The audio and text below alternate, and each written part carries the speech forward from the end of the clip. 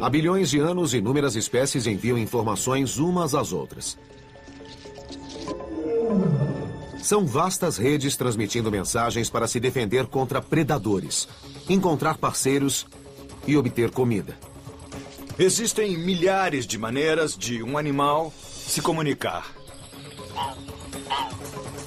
De bactérias microscópicas aos maiores animais da Terra, a capacidade de passar informação geralmente determina a sobrevivência da espécie. Esta é a história da comunicação. Evolução. A história da sobrevivência. Evolução. O mais bem adaptado sobrevive. A crença básica da evolução diz que no reino animal é cada criatura por si. Para sobreviver, os animais contam com uma gama de métodos de comunicação: visual, química, vocal e gestual. A eficácia da comunicação animal pode ser a diferença entre a vida e a morte. Estes pesquisadores investigam as linhas de comunicação entre a presa e o predador. Nesta experiência, uma cobra deve decidir entre dois sapos. Qual deles ela vai comer? O aviso do sapo venenoso é alto e claro: minha pele vermelho vibrante é tóxica. E sou uma refeição mortal. Já o outro sapo não está comunicando nada.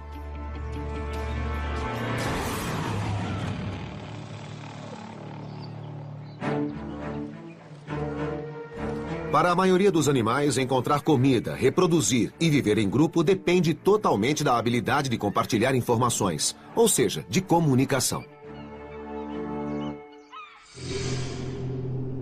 Nosso mundo depende de um fluxo organizado de informação.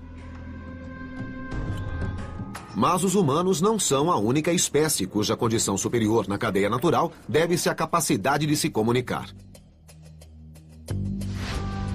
A comunicação também foi o motor evolutivo de criaturas que surgiram há 150 milhões de anos.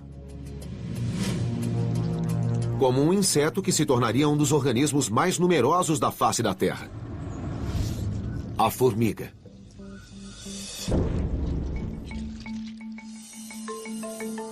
O mundo está repleto de formigas. Se colocarmos todos os animais terrestres em uma balança e pesar, as formigas somariam 20% do peso total.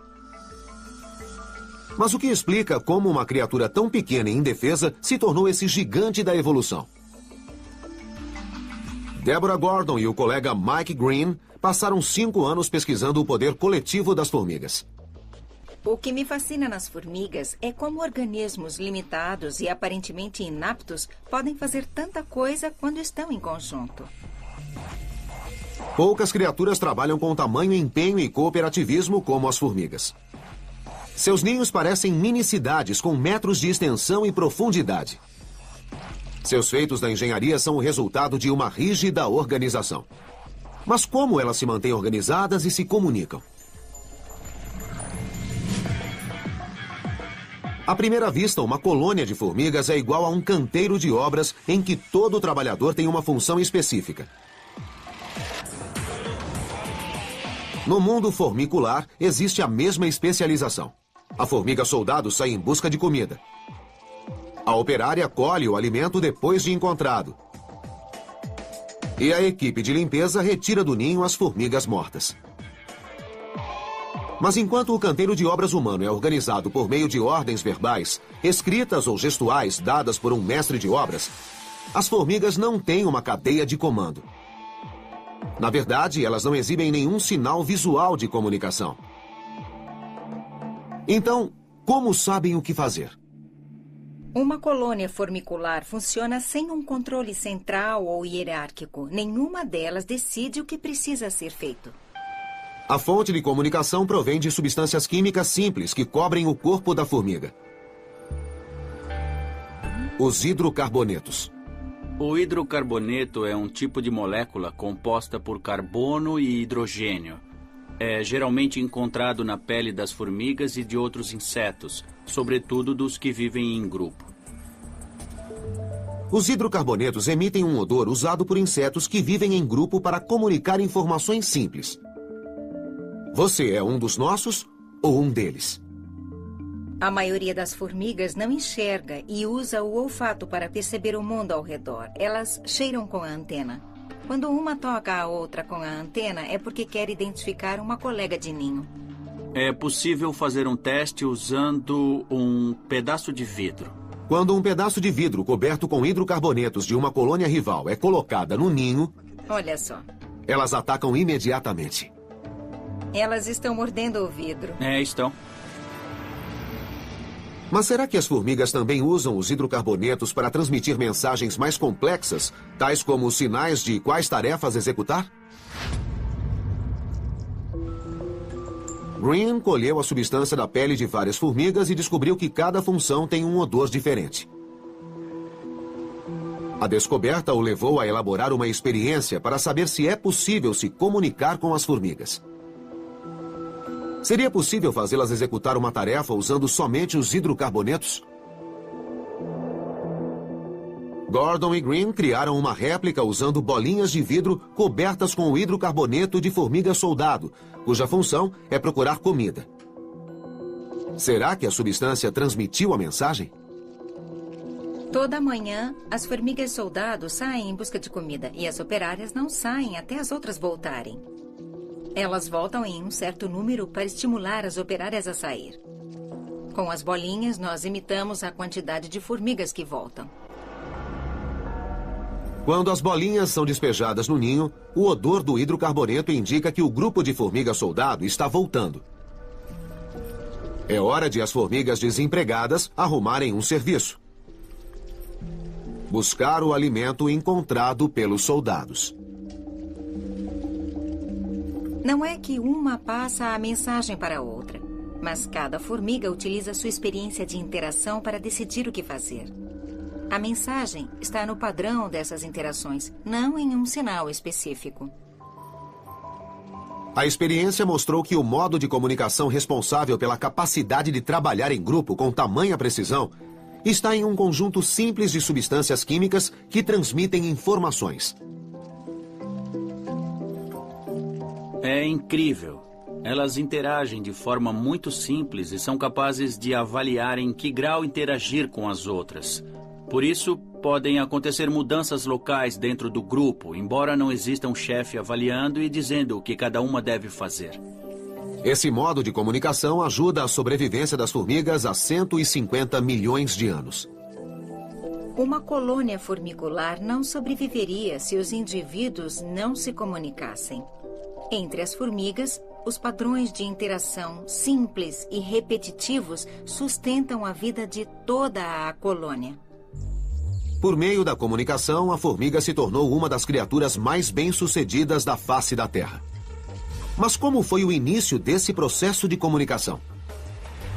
Quais espécies trocavam informações entre si? Será que a resposta está em um imenso e misterioso brilho no oceano, visto há centenas de anos? Ao longo das eras, a comunicação química, visual e vocal evoluiu cada vez mais, ajudando os animais a viver praticamente em todos os cantos do planeta. Mas como esse incrível processo de transmissão de informação começou? Um estranho acontecimento no oceano pode ter originado o primeiro meio de comunicação. Pouco tempo atrás, satélites em órbita captaram um brilho incomum no Mar do Chifre da África. Dezenas de milhares de quilômetros quadrados do oceano, uma área do tamanho de Connecticut, estavam iluminados. O fenômeno é conhecido como Mar Lácteo, e eventos similares foram testemunhados ao longo dos séculos, mas sem nenhuma explicação. Em 20 mil léguas submarinas e algumas outras histórias que se passam no mar, há descrições fiéis feitas pelos personagens de um mar lácteo. Descobriu-se que a causa do fenômeno era uma bactéria biofluorescente, uma espécie de micróbio encontrado no mar.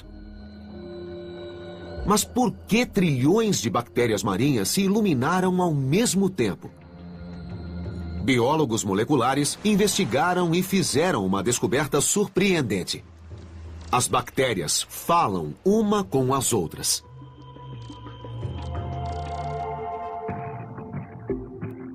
As bactérias se comunicam, sim. Obviamente não com palavras como nós, mas com substâncias químicas. É a linguagem delas e, por meio da química, realizam diferentes ações. A bióloga molecular Bonnie Besler estuda como uma bactéria libera moléculas químicas para avisar que está presente. À medida que crescem e se dividem, as bactérias produzem e liberam moléculas como se fossem hormônios e feromônios. E quando as moléculas atingem uma certa quantidade, as bactérias percebem rapidamente a sua presença e se iluminam em sincronia. A bactéria biofluorescente é apenas uma das milhões de diferentes espécies bacterianas que se comunicam da mesma forma. E como isso acontece? Elas atuam como um órgão legislativo. Wilson, de Ohio. Para realizar algo importante, é preciso trabalhar em grupo. E a primeira providência é ter quórum. Ou um número significativo de indivíduos para emitir moléculas uns aos outros. Chamamos esse fenômeno de sensor de quórum. As bactérias votam, depois contam os votos e então o grupo inteiro age em conjunto. Mas por que uma bactéria unicelular, um organismo que se reproduz sozinho, precisa se comunicar? A bactéria se comunica quando precisa realizar tarefas complicadas demais para fazer sozinha. É exatamente a mesma coisa quando atuamos em um grupo. Para poder executar uma ação que é impossível de fazer sozinho porque é difícil. Algumas bactérias se comunicam para encontrar as outras e agirem juntas. Outras, para realizar ataques coletivos ao nosso organismo. As bactérias da costa africana enviam mensagens ficando fluorescentes no oceano. Uma bactéria sozinha produzindo luz não seria notada, mas se muitas produzirem juntas, o brilho será notado. E o que as bactérias biofluorescentes querem dizer? Por incrível que pareça, embora muitas criaturas usem a comunicação para evitar os predadores, essas bactérias se iluminam para atrair peixes que as comam. As bactérias normalmente vivem nas entranhas de outros animais. Ser devorado por um peixe é algo vantajoso, pois elas querem viver no meio intestinal. Quando se agrupam em colônias, as bactérias produzem um brilho que atrai os peixes para comê-las. Produto dos organismos mais primitivos da Terra, acredita-se que o mar lácteo seja o saldo da primeira forma de comunicação no planeta. Mas para Besler, falar das bactérias vai muito além da biofluorescência. A maneira pela qual se comunicam revela como as células, blocos que constroem essa complexa forma de vida, se juntaram pela primeira vez. Em razão da comunicação química das bactérias, pensamos que elas inventaram a maneira com que os grupos de organismos ou células atuam para realizar ações que sejam em conjunto. A cooperação entre as células cria e mantém os órgãos que comandam o complexo corpo humano. Os mecanismos que a bactéria usa para fazer a comunicação química são parecidas com as estratégias utilizadas pelas células humanas para formar grupos e realizar tarefas. Células como as dos rins, coração e músculos. Nos bilhões de anos desde a primeira informação transmitida pela bactéria, as formas de vida se tornaram mais complexas.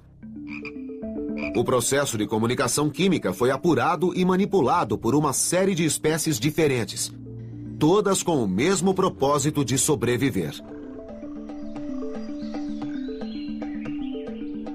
Estes esquilos da Califórnia secretam odores químicos para marcar território. Mas involuntariamente revelam seu paradeiro a um grande predador. A cascavel. A cascavel tem um ótimo olfato para caçar a presa.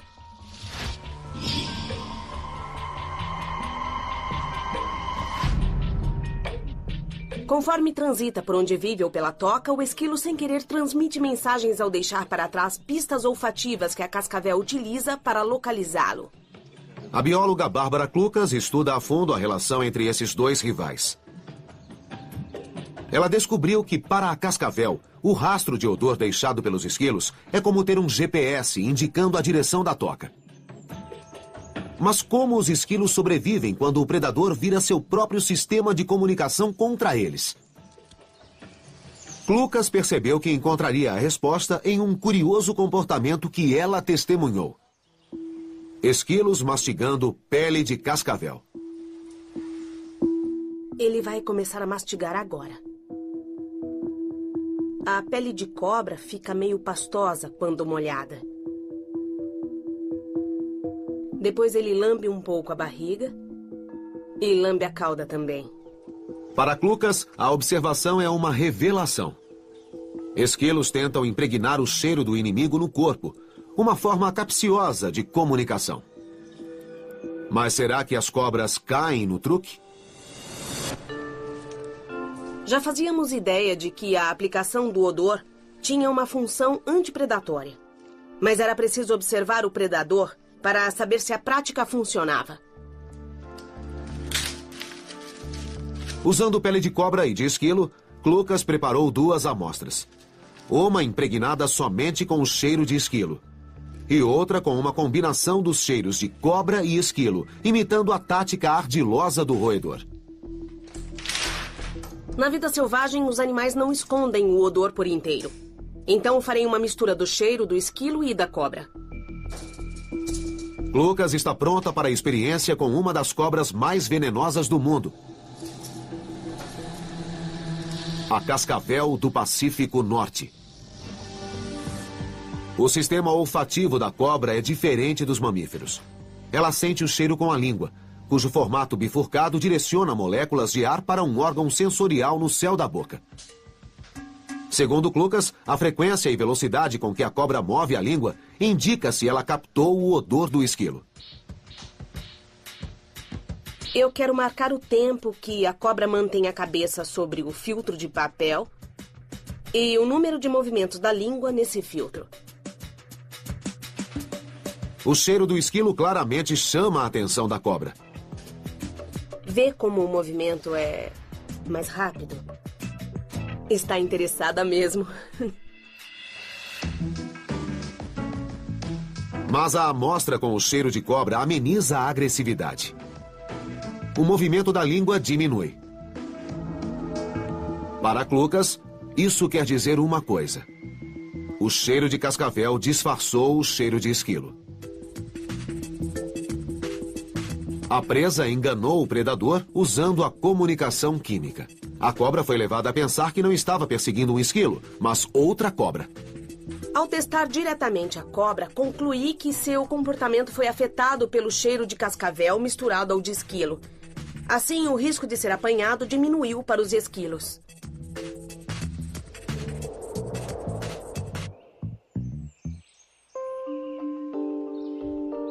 Bilhões de anos depois do surgimento da comunicação química, os esquilos aperfeiçoaram a prática com a única intenção de enganar o predador e garantir sua sobrevivência. A comunicação é a base da interação caça e caçador. Impregnando o corpo com o cheiro da cascavel, o esquilo manipula esse contato e ganha grande vantagem sobre o predador. A comunicação químico-olfativa fornece a insetos, mamíferos e outros animais um modo rápido e eficiente de enviar mensagens. Mas para algumas espécies no oceano, uma estratégia de comunicação diferente mostrou ser a mais eficaz. Quando o assunto é instrução e fuga dos predadores, a comunicação química é a resposta. Mas esses recados sutis podem se perder nas correntes do Grande Mar Azul. Para a comunicação a longa distância, alguns animais desenvolveram um jeito poderoso de transmitir mensagens. O som. Todo ano em Cape Coral, Flórida, moradores presenciam um fenômeno inexplicável. Sons que reverberam nas paredes das casas ao lado do canal. O som faz bum, bum, bum, bum na casa inteira. Durante anos, a causa do som permaneceu desconhecida. Até que o caso chegou aos ouvidos de David Mann, oceanógrafo da Universidade do Sul da Flórida. Fiquei sabendo que as pessoas ouviam sons estranhos em casa à noite. Um aluno meu chamado Jim Locasio foi até uma sessão da Câmara da cidade e disse: eu sei o que é e eu sei de onde está vindo. Locasio pegou um barco de pesquisa e foi até Cape Coral para confirmar suas suspeitas. Com ele, levou apenas um instrumento: um microfone à prova d'água. A ferramenta perfeita para descobrir um motivo surpreendente. Hoje a noite está calma, tranquila e não ouvimos nada além do barulho suave das ondas. Mas se eu colocar na água um hidrofone com um alto-falante simples de mão, o cenário muda completamente. Locasio descobriu que o motivo dos ruídos era um peixe com um nome bastante apropriado em inglês: bumbo negro, ou piraúna. Locasio já sabia que o macho desta espécie é uma das criaturas mais barulhentas dos mares. Sabia também que ele não age assim em vantagem própria, mas para se comunicar com os outros. Os peixes fazem autopropaganda para as fêmeas, pois são elas que escolhem o parceiro. Para a piraúna macho, fazer barulho aumenta a chance de passar os genes adiante. O macho faz um som parecido com babum, babum, babum para atrair as fêmeas. E o horário costuma ser das 19 às 2 da manhã, quando as pessoas ainda estão dormindo. O barulho é tão alto que sai da água e chega até as casas. É possível ir até a calçada de uma dessas casas, encostar a cabeça no chão e ouvir o barulho dos peixes a dezenas de quilômetros dali. Mas por que o som é um poderoso canal de comunicação no oceano? Na água existe pouca luz e as substâncias químicas se dissipam rapidamente. Mas para o som, a água funciona como um supercondutor. Os sinais sonoros passam entre as densas moléculas de água como uma corrente elétrica, viajando mais longe e 5 vezes mais rápido que em terra. O som produzido por animais aquáticos percorre grandes distâncias e enfraquece pouco durante o trajeto. Então não é surpresa que muitos animais marinhos contam com o som como canal de comunicação. Não é de hoje que cientistas sabem que os peixes fazem todo tipo de barulho. De cliques a pios e coachos. Provavelmente seus ancestrais em comum, o primeiro peixe que evoluiu há 500 milhões de anos, não produzia esse tipo de som. Mas os peixes desenvolveram órgãos que os permitem ser mestres da comunicação. À medida que evoluíram, os peixes desenvolveram uma vesícula natatória, ou seja, uma bexiga no estômago para que pudessem flutuar. A princípio, os peixes usavam o novo órgão apenas para flutuar nas colunas de água. Com o passar do tempo, a adaptação se transformou em instrumento essencial para a piraúna. Eles têm músculos especiais que contraem com extrema rapidez. Aliás, são os músculos de contração mais rápidos do reino vertebrado. E quando os peixes contraem junto, fazem esse barulho de tambor. Tal prática sonora ajuda o macho a atrair a fêmea. Mas embora muitos peixes façam barulho para se comunicar, nenhum iguala a outra espécie de vida marinha surgida há 50 milhões de anos, a maior comunicadora dos mares. A baleia. Além de ser o maior mamífero da Terra, a baleia é a mais ruidosa. Suas estranhas canções ressonam pelos oceanos e podem ultrapassar o nível de decibéis de um avião a jato. Como e por que as baleias desenvolveram tal método de comunicação? O que elas transmitem entre si? E qual o papel da mensagem na sobrevivência desse gigantesco animal? Estamos no início do século XXI. Mas só começamos a ouvir os sons do oceano em uma escala apropriada há menos de uma década. Então, estamos na fase inicial da descoberta do que realmente é o sistema de comunicação das baleias. Por serem poucas em número e se dispersarem, as baleias são amostras de pesquisa bastante esquivas. Mas Chris Clark, especialista em bioacústica de Cornell, quis saber se poderia decifrar as mensagens da comunicação dessa espécie. Aqui já está conectado. Mas para tanto era preciso descobrir como rastreá-las. Em colaboração com outros grupos de pesquisa marinha, Chris inventou um jeito de escutar a conversa das baleias. Projetamos e montamos essas boias de autodetecção para obter informação com rapidez por meio de um sistema de satélites. Também montamos uma rede de unidades flutuantes que coletam dados de forma contínua. As unidades são posicionadas para capturar todo e qualquer canto de baleia em um raio de 500 quilômetros da costa da Nova Inglaterra.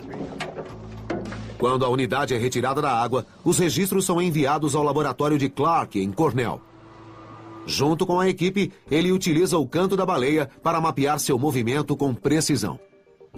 A baleia é localizada acusticamente por meio da posição, velocidade do som e cálculo do espaço temporal. Assim podemos localizar o animal no litoral. Durante anos, cientistas acreditaram que as baleias raramente interagiam com outros membros da espécie. Mas o mapeamento acústico levou Clark a uma descoberta surpreendente. Essas duas baleias estão trocando mensagens e vão se encontrar. Elas se encontram, se movem e se afastam. Uma segue em direção ao leste e aquela ali encontra outra baleia. Essa conversa entre elas é constante. Todas mandam mensagens e se encontram depois. Os dados de Clark revelam que as baleias são seres sociáveis que viajam em grupos dispersos para dividir comida e encontrar parceiros disponíveis. Mas ao contrário de outros animais sociáveis que vivem e viajam nas proximidades, a baleia atravessa grandes trechos de mar aberto. Observando as baleias durante um período, vimos que elas se movem como um grupo coeso, digamos que é um grupo acústico, cujos indivíduos se espalham por centenas de milhares de quilômetros quadrados. Para se comunicar a longa distância, as baleias desenvolveram um poderoso chamado de baixa frequência. Nas condições certas, as notas graves de algumas delas podem atravessar oceanos inteiros. É possível estar em Porto Rico e ouvir uma baleia cantando na costa do Canadá. O som é tão grave que irradia na água de forma rápida, viajando quase na velocidade do laser, portanto é uma viagem aquática bastante veloz. Há milhões de anos, os gigantes da água usam esse meio de comunicação para garantir a sobrevivência. Mas tempos depois, outro grupo de titãs passou a operar na mesma frequência. Os navios. Na maior parte do tempo, só se ouve esse ruído indescritível. Ele sempre existiu, mas vem aumentando, dobrando de tamanho a cada década. A caça predatória levou muitas espécies de baleia à beira da extinção. Clark quer saber se o barulho feito pelo homem pode fazê-las desaparecer. Se eu tivesse apenas uma chance em 10 de me comunicar com você, como eu poderia dizer onde está a comida? Como mostrar que sou um macho com qualidades? A baleia evoluiu para se comunicar nessa escala. E agora, devido ao barulho externo, ela foi obrigada a se comunicar nessa escala. A interrupção contínua da comunicação entre as baleias parece inevitável. Só o tempo vai dizer se o maior animal da Terra conseguirá evoluir e superar esse desafio. A baleia usou o som para conquistar os oceanos. Mas animais terrestres precisaram de um equipamento especial para garantir sua continuidade.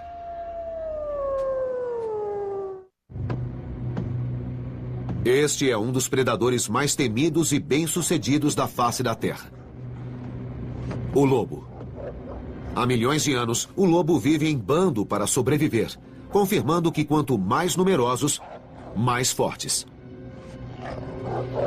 Mas com lobos sozinhos patrulhando longos trechos de terra em busca de comida, o grupo conta apenas com uma coisa para permanecer unido: a comunicação vocal. O uivo de um lobo alcança 10 quilômetros e ajuda a informar onde os integrantes do grupo estão. Uma alcateia é um time unido para caçar, e um lobo uiva com a intenção de encontrar o outro. Se um deles deixa o grupo por algum tempo e tenta reencontrar o restante, ele uiva para obter uma resposta e o encontrar. O lobo também uiva como forma de defesa, pois assim parece mais forte do que é.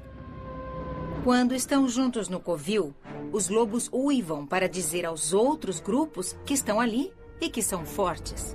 O uivo do lobo, ou qualquer som de animal, tem uma história de 350 milhões de anos, que começou quando criaturas ancestrais, chamadas tetrápodes, saíram da água e foram para a terra. O som viaja muito melhor na água do que na terra. E quando os animais migraram da água para a terra, tiveram de desenvolver uma nova ferramenta de áudio e novas maneiras de produzir som. Viver na Terra exigiu um novo equipamento de áudio: um amplificador. A maioria dos animais desenvolveu a laringe, um órgão vocal com membranas que vibram e produzem som quando o ar passa por elas.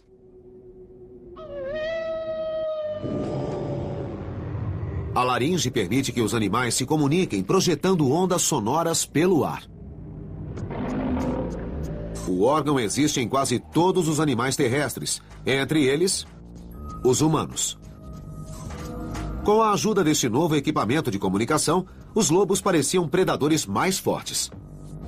Mas foi uma espécie e seu desejo de reproduzir que levou ao desenvolvimento de uma laringe mais avançada que qualquer outra do planeta: o pássaro.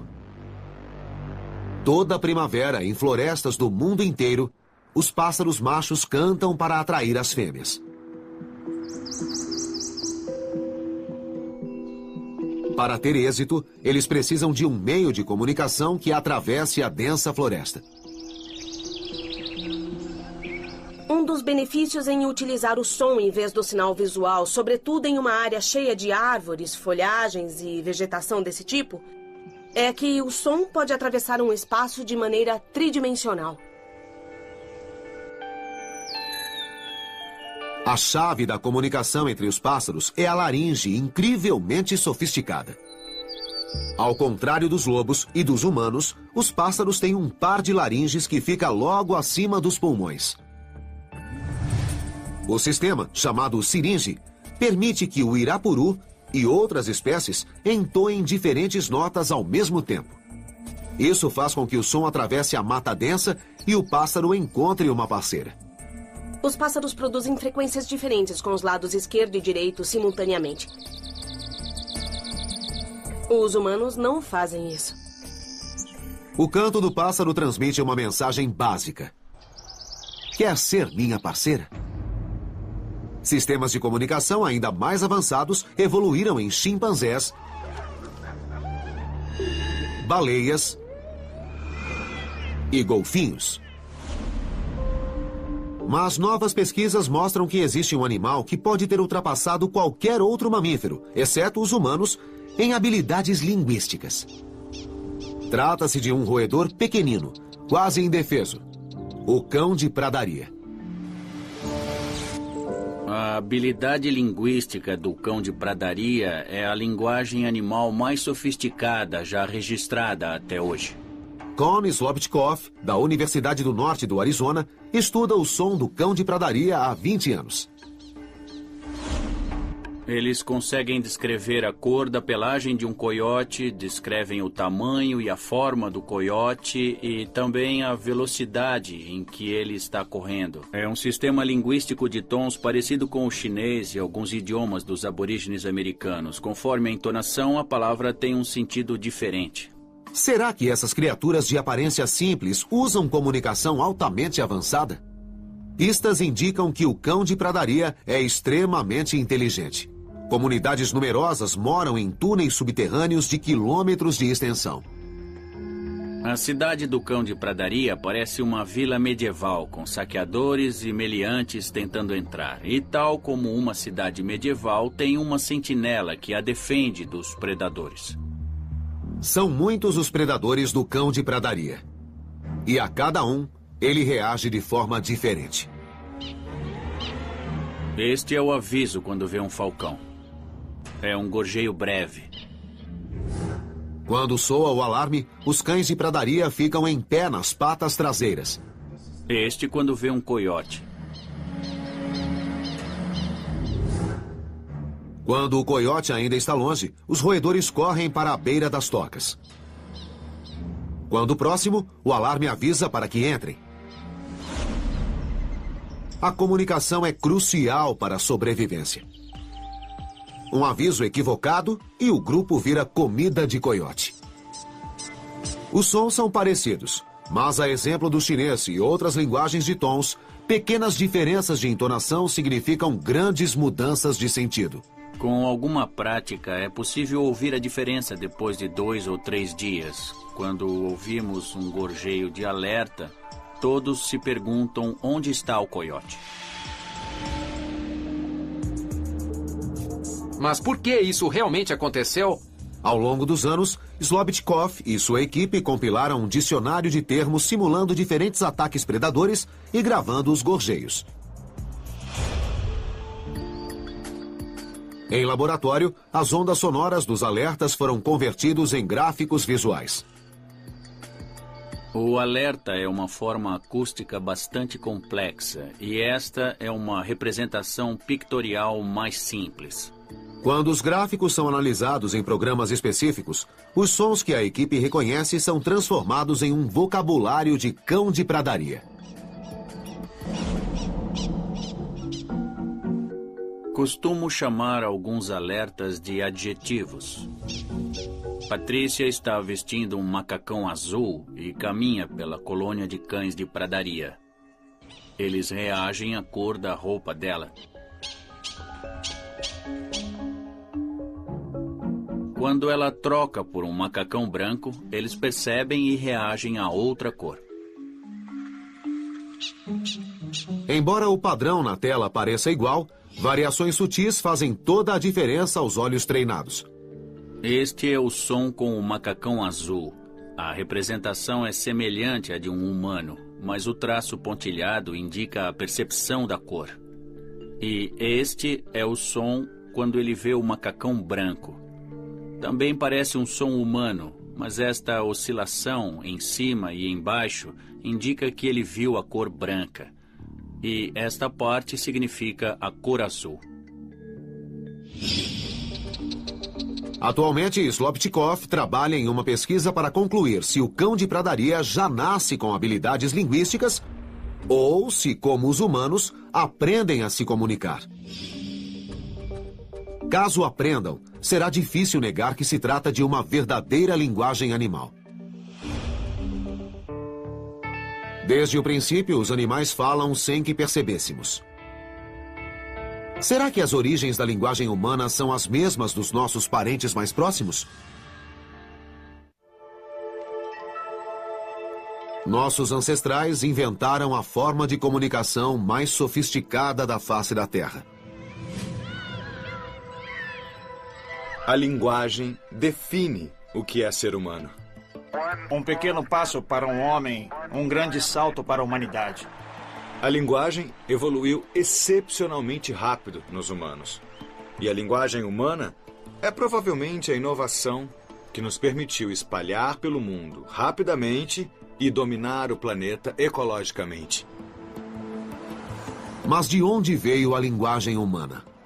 Como pulamos dos ruídos aparentemente simples feitos pelos outros animais para as palavras precisas que formam o método de comunicação mais complexo do planeta?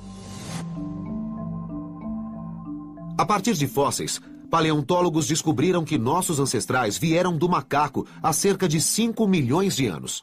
Mas a data precisa de quando desenvolvemos a capacidade linguística ainda é um mistério da história da evolução. É importante lembrar que, a exemplo de outras coisas na natureza, a linguagem humana evoluiu e não apenas surgiu. Ela foi selecionada ao longo da evolução, bem como as partes do nosso cérebro envolvidas no processo de linguagem. A busca pelas raízes da linguagem humana levou o neurocientista Jared Tagliatella a adotar uma abordagem radical. Para ele, o cérebro do nosso parente mais próximo pode conter a pista para a evolução da linguagem humana.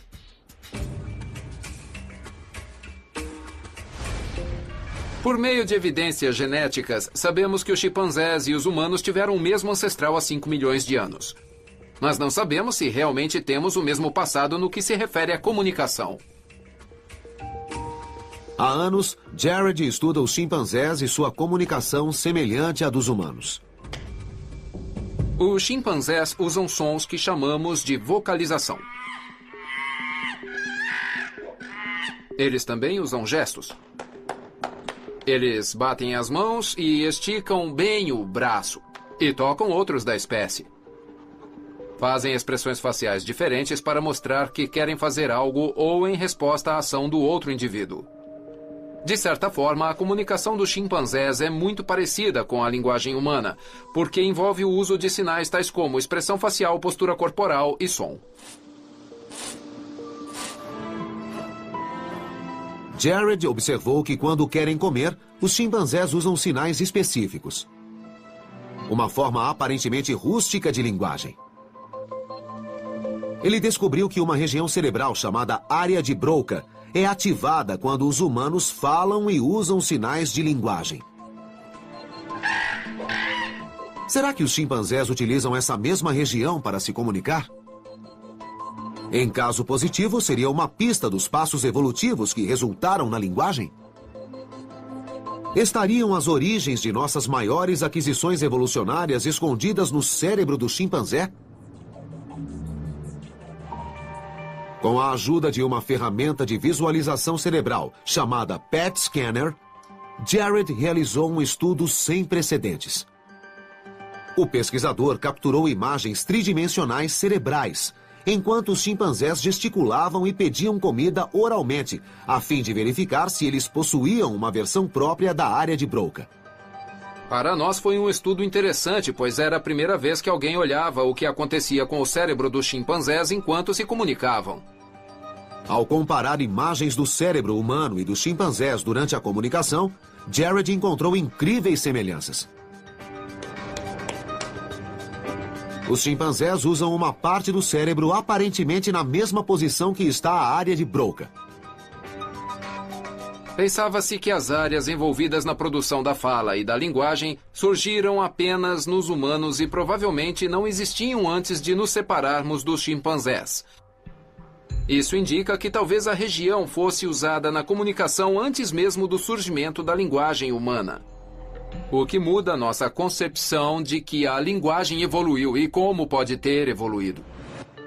As raízes da linguagem podem estar nos parentes dos quais nossos ancestrais separaram-se há 5 milhões de anos. Mas se humanos e símios contavam com a mesma área cerebral de linguagem, por que somos a única espécie a desenvolvê-la por completo? Na verdade, ainda não sabemos por que os humanos seguiram essa trajetória sem precedentes. E por que a seleção natural escolhe somente os cérebros maiores, 3 vezes maiores do que o dos chimpanzés? Ao longo do curso da evolução, fomos escolhidos devido à intrincada comunicação e à crescente complexidade cerebral. Mas por que isso realmente aconteceu, ninguém ainda tem certeza. Quais teriam sido os motivos que levaram nossos ancestrais a desenvolver a linguagem? Seria uma adaptação para viver em grupos numerosos ou a necessidade de união contra um mundo hostil? Por enquanto, cientistas apenas especulam. Estamos perto de entender por que somos capazes de expressar ideias complexas, transcrever aquilo que pensamos, ou argumentar com nossos semelhantes. Mas uma coisa é certa. Mesmo em sua forma mais básica, a comunicação oferece a toda criatura, seja grande ou pequena, Uma poderosa estratégia de sobrevivência.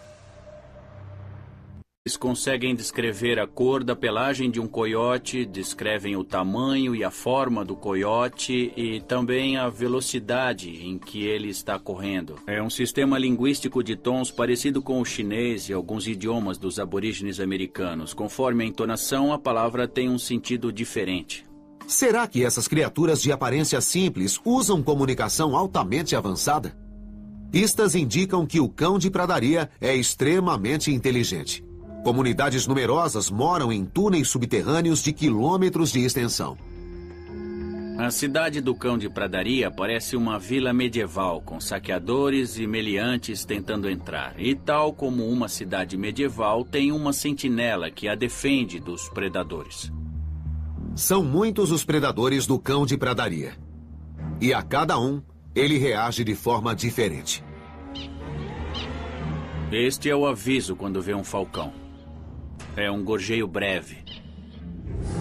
Quando soa o alarme, os cães de pradaria ficam em pé nas patas traseiras. Este quando vê um coiote. Quando o coiote ainda está longe, os roedores correm para a beira das tocas. Quando próximo, o alarme avisa para que entrem. A comunicação é crucial para a sobrevivência. Um aviso equivocado e o grupo vira comida de coiote. Os sons são parecidos, mas a exemplo do chinês e outras linguagens de tons, pequenas diferenças de entonação significam grandes mudanças de sentido. Com alguma prática, é possível ouvir a diferença depois de 2 ou 3 dias. Quando ouvimos um gorjeio de alerta, todos se perguntam onde está o coiote. Mas por que isso realmente aconteceu? Ao longo dos anos, Slobitkov e sua equipe compilaram um dicionário de termos simulando diferentes ataques predadores e gravando os gorjeios. Em laboratório, as ondas sonoras dos alertas foram convertidos em gráficos visuais. O alerta é uma forma acústica bastante complexa e esta é uma representação pictorial mais simples. Quando os gráficos são analisados em programas específicos, os sons que a equipe reconhece são transformados em um vocabulário de cão de pradaria. Costumo chamar alguns alertas de adjetivos. Patrícia está vestindo um macacão azul e caminha pela colônia de cães de pradaria. Eles reagem à cor da roupa dela. Até hoje. Con Slobitkov, da Universidade do Norte do Arizona, estuda o som do cão de pradaria há 20 anos. Eles conseguem descrever a cor da pelagem de um coiote, descrevem o tamanho e a forma do coiote e também a velocidade em que ele está correndo. É um sistema linguístico de tons parecido com o chinês e alguns idiomas dos aborígenes americanos. Conforme a entonação, a palavra tem um sentido diferente. Será que essas criaturas de aparência simples usam comunicação altamente avançada? Pistas indicam que o cão de pradaria é extremamente inteligente. Comunidades numerosas moram em túneis subterrâneos de quilômetros de extensão. A cidade do cão de pradaria parece uma vila medieval, com saqueadores e meliantes tentando entrar. E tal como uma cidade medieval, tem uma sentinela que a defende dos predadores. São muitos os predadores do cão de pradaria. E a cada um, ele reage de forma diferente. Este é o aviso quando vê um falcão. É um gorjeio breve. Quando soa o alarme, os cães de pradaria ficam em pé nas patas traseiras. Este quando vê um coiote. Quando o coiote ainda está longe, os roedores correm para a beira das tocas. Quando próximo, o alarme avisa para que entrem. A comunicação é crucial para a sobrevivência. Um aviso equivocado e o grupo vira comida de coiote. Os sons são parecidos, mas a exemplo do chinês e outras linguagens de tons, Pequenas diferenças de entonação significam grandes mudanças de sentido. Com alguma prática, é possível ouvir a diferença depois de 2 ou 3 dias. Quando ouvimos um gorjeio de alerta, todos se perguntam onde está o coiote. Mas por que isso realmente aconteceu? Ao longo dos anos, Slobodkov e sua equipe compilaram um dicionário de termos simulando diferentes ataques predadores e gravando os gorjeios. Em laboratório, as ondas sonoras dos alertas foram convertidos em gráficos visuais. O alerta é uma forma acústica bastante complexa e esta é uma representação pictorial mais simples. Quando os gráficos são analisados em programas específicos, os sons que a equipe reconhece são transformados em um vocabulário de cão de pradaria. Costumo chamar alguns alertas de adjetivos. Patrícia está vestindo um macaco corporal e som. Jared observou que quando querem comer, os chimpanzés usam sinais específicos. Uma forma aparentemente rústica de linguagem. Ele descobriu que uma região cerebral chamada área de Broca é ativada quando os humanos falam e usam sinais de linguagem. Será que os chimpanzés utilizam essa mesma região para se comunicar? Em caso positivo, seria uma pista dos passos evolutivos que resultaram na linguagem? Estariam as origens de nossas maiores aquisições evolucionárias escondidas no cérebro do chimpanzé? Com a ajuda de uma ferramenta de visualização cerebral chamada PET Scanner, Jared realizou um estudo sem precedentes.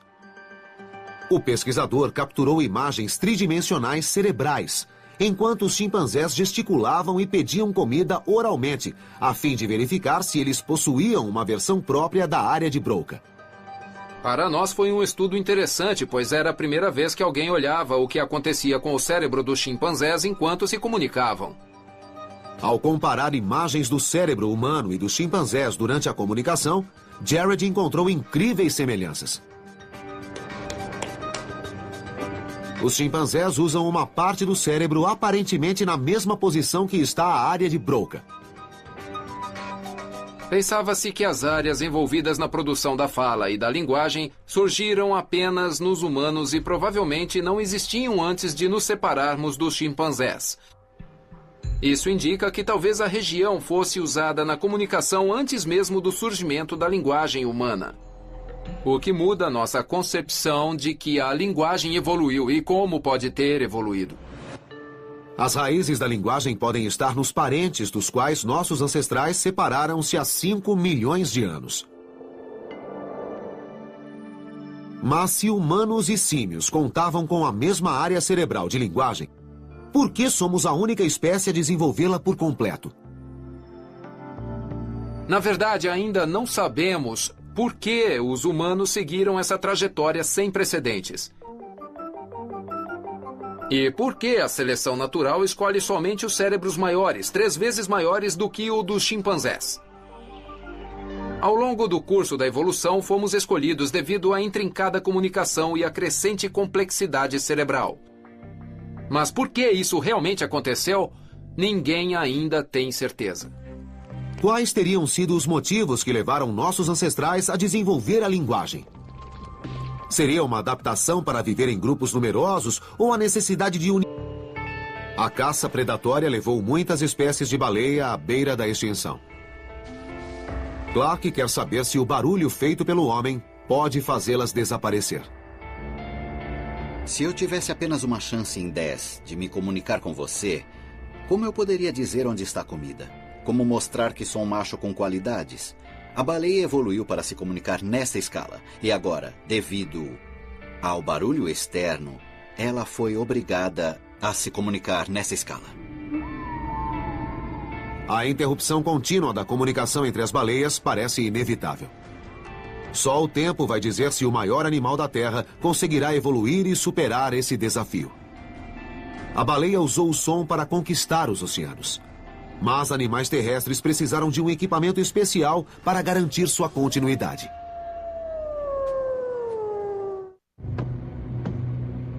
Este é um dos predadores mais temidos e bem-sucedidos da face da Terra. O lobo. Há milhões de anos, o lobo vive em bando para sobreviver, confirmando que quanto mais numerosos, mais fortes.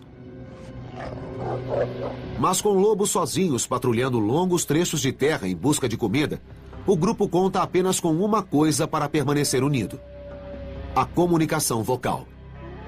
O uivo de um lobo alcança 10 quilômetros e ajuda a informar onde os integrantes do grupo estão. Uma alcateia é um time unido para caçar. E um lobo uiva com a intenção de encontrar o outro. Se um deles deixa o grupo por algum tempo e tenta reencontrar o restante, ele uiva para obter uma resposta e o encontrar. O lobo também uiva como forma de defesa, pois assim parece mais forte do que é. Quando estão juntos no covil, os lobos uivam para dizer aos outros grupos que estão ali e que são fortes. O uivo do lobo, ou qualquer som de animal, tem uma história de 350 milhões de anos, que começou quando criaturas ancestrais, chamadas tetrápodes, saíram da água e foram para a terra. O som viaja muito melhor na água do que na terra. E quando os animais migraram da água para a terra, tiveram de desenvolver uma nova ferramenta de áudio e novas maneiras de produzir som.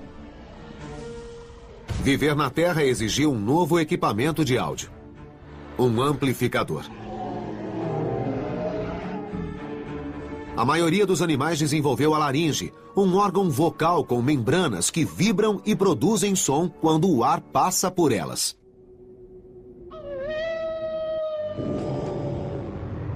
A laringe permite que os animais se comuniquem projetando ondas sonoras pelo ar. O órgão existe em quase... E ela testemunhou. Esquilos mastigando pele de cascavel. Ele vai começar a mastigar agora. A pele de cobra fica meio pastosa quando molhada. Depois ele lambe um pouco a barriga e lambe a cauda também. Para Clucas, a observação é uma revelação. Esquilos tentam impregnar o cheiro do inimigo no corpo, uma forma capciosa de comunicação. Mas será que as cobras caem no truque? Já fazíamos ideia de que a aplicação do odor tinha uma função antipredatória. Mas era preciso observar o predador para saber se a prática funcionava. Usando pele de cobra e de esquilo, Clucas preparou 2 amostras. Uma impregnada somente com o cheiro de esquilo. E outra com uma combinação dos cheiros de cobra e esquilo, imitando a tática ardilosa do roedor. Na vida selvagem, os animais não escondem o odor por inteiro. Então farei uma mistura do cheiro do esquilo e da cobra. Clucas está pronta para a experiência com uma das cobras mais venenosas do mundo. A cascavel do Pacífico Norte. O sistema olfativo da cobra é diferente dos mamíferos. Ela sente o cheiro com a língua, cujo formato bifurcado direciona moléculas de ar para um órgão sensorial no céu da boca. Segundo Clucas, a frequência e velocidade com que a cobra move a língua indica se ela captou o odor do esquilo. Eu quero marcar o tempo que a cobra mantém a cabeça sobre o filtro de papel e o número de movimentos da língua nesse filtro. O cheiro do esquilo claramente chama a atenção da cobra. Vê como o movimento é mais rápido? Está interessada mesmo. Mas a amostra com o cheiro de cobra ameniza a agressividade. O movimento da língua diminui. Para Clucas, isso quer dizer uma coisa: o cheiro de cascavel disfarçou o cheiro de esquilo. A presa enganou o predador usando a comunicação química. A cobra foi levada a pensar que não estava perseguindo um esquilo, mas outra cobra. Ao testar diretamente a cobra, concluí que seu comportamento foi afetado pelo cheiro de cascavel misturado ao de esquilo. Assim, o risco de ser apanhado diminuiu para os esquilos.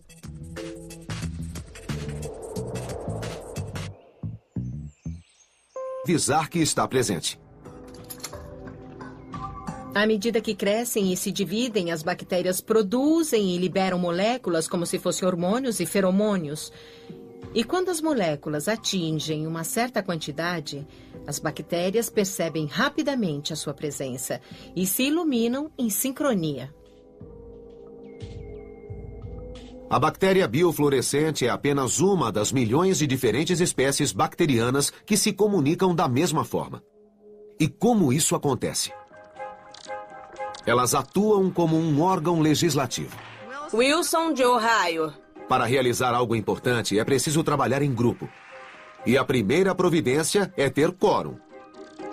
Ou um número significativo de indivíduos para emitir moléculas uns aos outros. Chamamos esse fenômeno de sensor de quórum. As bactérias votam, depois contam os votos e então o grupo inteiro age em conjunto. Mas por que uma bactéria unicelular, um organismo que se reproduz sozinho, precisa se comunicar? A bactéria se comunica quando precisa realizar tarefas complicadas demais para fazer sozinha. É exatamente a mesma coisa quando atuamos em um grupo. Para poder executar uma ação que é impossível de fazer sozinho porque é difícil. Algumas bactérias se comunicam para encontrar as outras e agirem juntas. Outras, para realizar ataques coletivos ao nosso organismo. As bactérias da costa africana enviam mensagens ficando fluorescentes no oceano. Uma bactéria sozinha produzindo luz não seria notada, mas se muitas produzirem juntas, o brilho será notado. E o que as bactérias biofluorescentes querem dizer?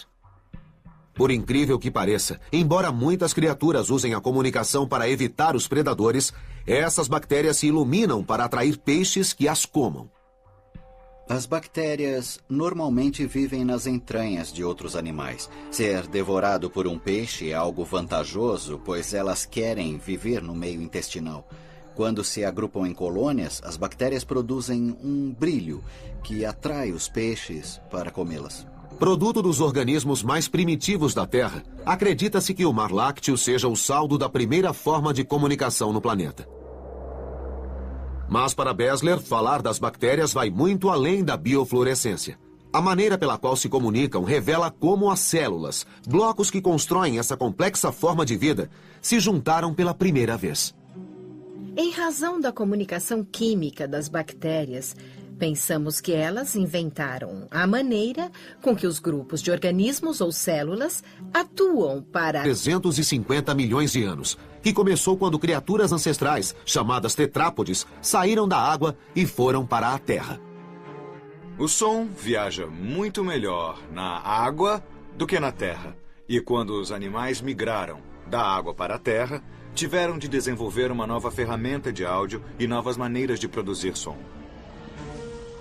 Viver na Terra exigiu um novo equipamento de áudio. Um amplificador. A maioria dos animais desenvolveu a laringe, um órgão vocal com membranas que vibram e produzem som quando o ar passa por elas.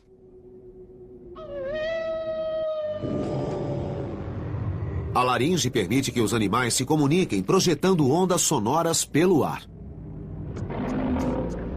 O órgão existe em quase todos os animais terrestres, entre eles, os humanos.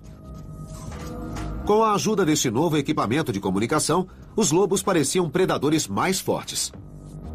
Mas foi uma espécie e seu desejo de reproduzir que levou ao desenvolvimento de uma laringe mais avançada que qualquer outra do planeta. O pássaro. Toda primavera, em florestas do mundo inteiro, os pássaros machos cantam para atrair as fêmeas. Para ter êxito, eles precisam de um meio de comunicação que atravesse a densa floresta.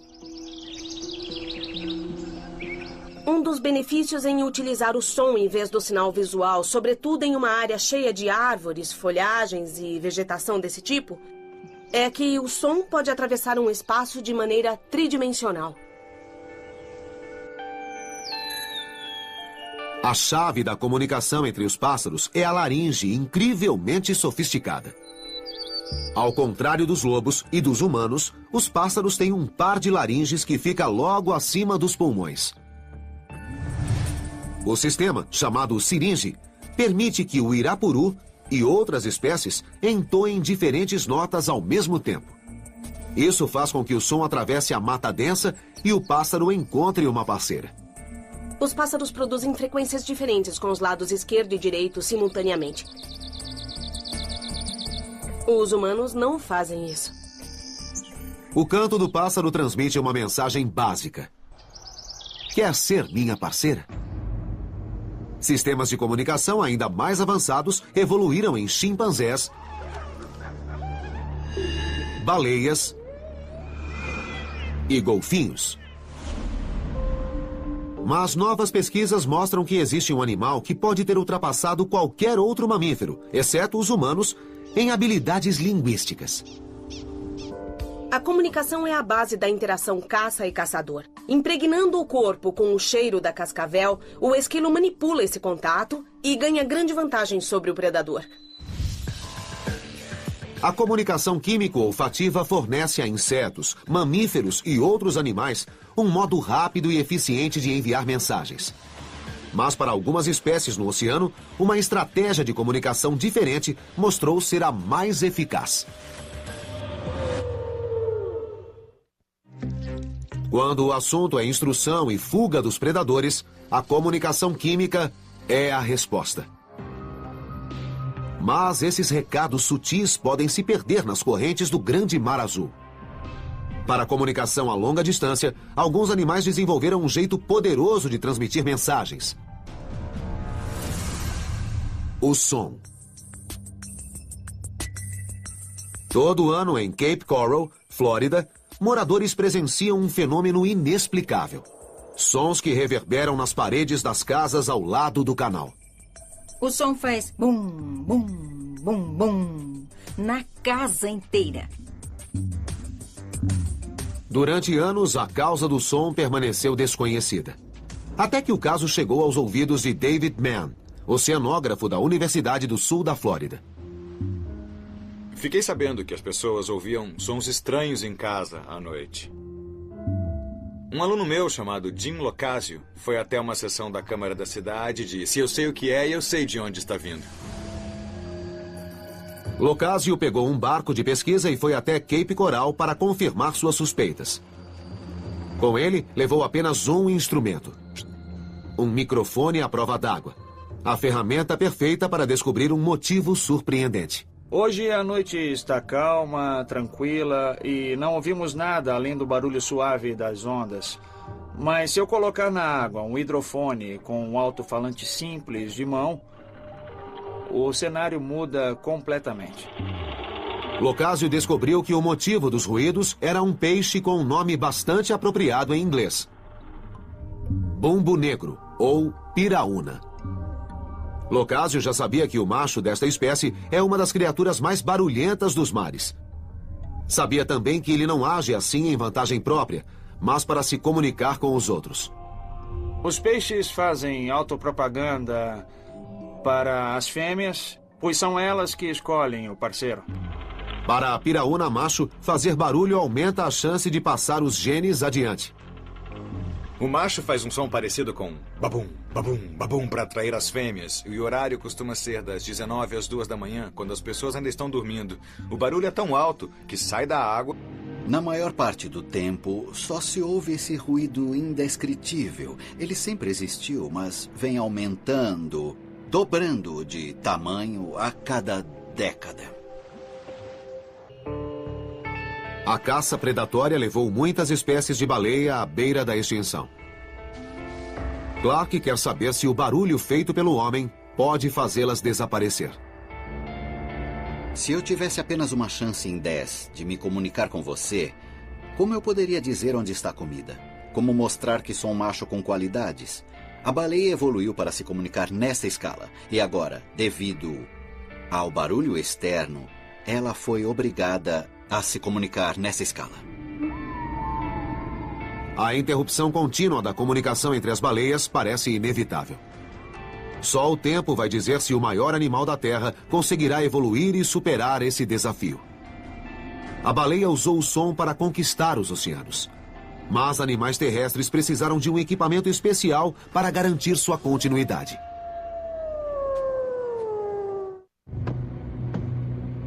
Este é um dos predadores mais temidos e bem-sucedidos da face da Terra. O lobo. Há milhões de anos, o lobo vive em bando para sobreviver, confirmando que quanto mais numerosos, mais fortes. Mas com lobos sozinhos patrulhando longos trechos de terra em busca de comida, o grupo conta apenas com uma coisa para permanecer unido: a comunicação vocal. O uivo de um lobo alcança 10 quilômetros e ajuda a informar onde os integrantes do grupo estão. Uma alcateia é um time unido para caçar. E um lobo uiva com a intenção de encontrar o outro. Se um deles deixa o grupo por algum tempo e tenta reencontrar o restante, ele uiva para obter uma resposta e o encontrar. O lobo também uiva como forma de defesa, pois assim parece mais forte do que é. Quando estão juntos no covil, os lobos uivam para dizer aos outros grupos que estão ali e que são fortes. O uivo do lobo ou qualquer som de animal tem uma história de 350 milhões de anos, que começou quando criaturas ancestrais, chamadas tetrápodes, saíram da água e foram para a terra. O som viaja muito melhor na água do que na terra. E quando os animais migraram da água para a terra, tiveram de desenvolver uma nova ferramenta de áudio e novas maneiras de produzir som. Viver na terra exigiu um novo equipamento de áudio: um amplificador. A maioria dos animais desenvolveu a laringe, um órgão vocal com membranas que vibram e produzem som quando o ar passa por ela. Será que as origens da linguagem humana são as mesmas dos nossos parentes mais próximos? Nossos ancestrais inventaram a forma de comunicação mais sofisticada da face da Terra. A linguagem define o que é ser humano. Um pequeno passo para um homem, um grande salto para a humanidade. A linguagem evoluiu excepcionalmente rápido nos humanos. E a linguagem humana é provavelmente a inovação que nos permitiu espalhar pelo mundo rapidamente e dominar o planeta ecologicamente. Mas de onde veio a linguagem humana? Como pulamos dos ruídos aparentemente simples feitos pelos outros animais para as palavras precisas que formam o método de comunicação mais complexo do planeta? A partir de fósseis, paleontólogos descobriram que nossos ancestrais vieram do macaco há cerca de 5 milhões de anos. Mas a data precisa de quando desenvolvemos a capacidade linguística ainda é um mistério da história da evolução. É importante lembrar que, a exemplo de outras coisas na natureza, a linguagem humana evoluiu e não apenas surgiu. Ela foi selecionada ao longo da evolução, bem como as partes do nosso cérebro envolvidas no processo de linguagem. A busca pelas raízes da linguagem humana levou o neurocientista Jared Tagliatella a adotar uma abordagem radical. Para ele, o cérebro do nosso parente mais próximo pode conter a pista para a evolução da linguagem humana.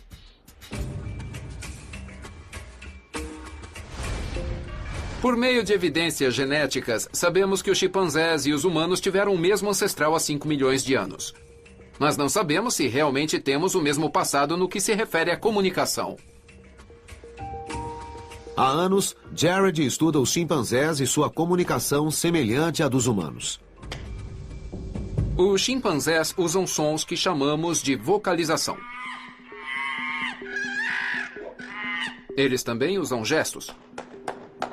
Eles batem as mãos e esticam bem o braço. E tocam outros da espécie. Fazem expressões faciais diferentes para mostrar que querem fazer algo ou em resposta à ação do outro indivíduo. De certa forma, a comunicação dos chimpanzés é muito parecida com a linguagem humana, porque envolve o uso de sinais tais como expressão facial, postura corporal e som. Jared observou que quando querem comer, os chimpanzés usam sinais específicos. Uma forma aparentemente rústica de linguagem. Ele descobriu